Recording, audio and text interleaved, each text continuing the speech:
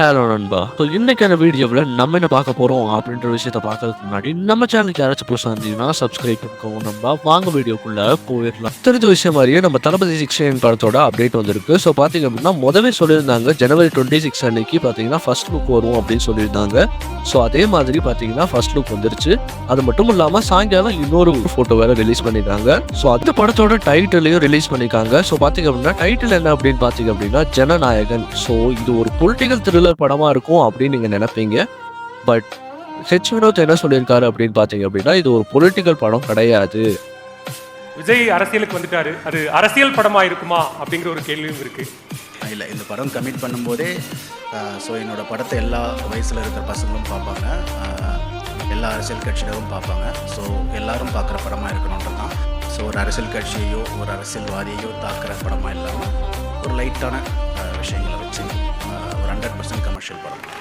அது மட்டும் இல்லாமல் இந்த போஸ்டரை பார்த்தீங்க அப்படின்னா மாஸ்டர் படத்தில் நம்ம தளபதி பார்த்தீங்கன்னா எல்லாரோடையும் ஃபோட்டோ எடுத்திருப்பாரு. ஸோ அந்த இதை அப்படியே ரீக்ரியேட் பண்ணுற மாதிரி இந்த ஃபோட்டோ இருக்குது.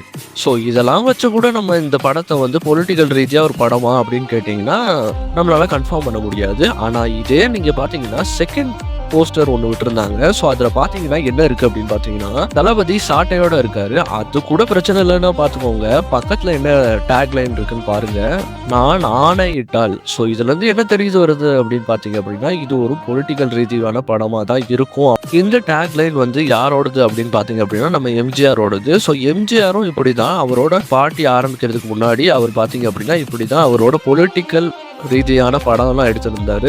ஸோ இதே மாதிரி நம்ம தளபதியோட போன படத்தில் நம்ம கோட் படத்தில் பார்த்தீங்க அப்படின்னா நம்ம பார்த்துருக்க முடியும். அவரோட காருக்கு பின்னாடி TN07 CM 2026 போட்டிருக்கோம். ஸோ அதே மாதிரி இதுவும் ஒரு டேக்காக இருக்குமோ அப்படின்னு நம்ம நினைக்கலாம். இந்த படத்தில் நம்ம தளபதி வந்து ஒரு சாதாரண மனிதனாக இருந்து மக்களுக்கு உதவி செய்கிற மாதிரியும் நடிக்க வாய்ப்பு இருக்குது. இல்லை அப்படின்னா ஒரு CM-ஆக நடிக்க கூட வாய்ப்பு இருக்குது.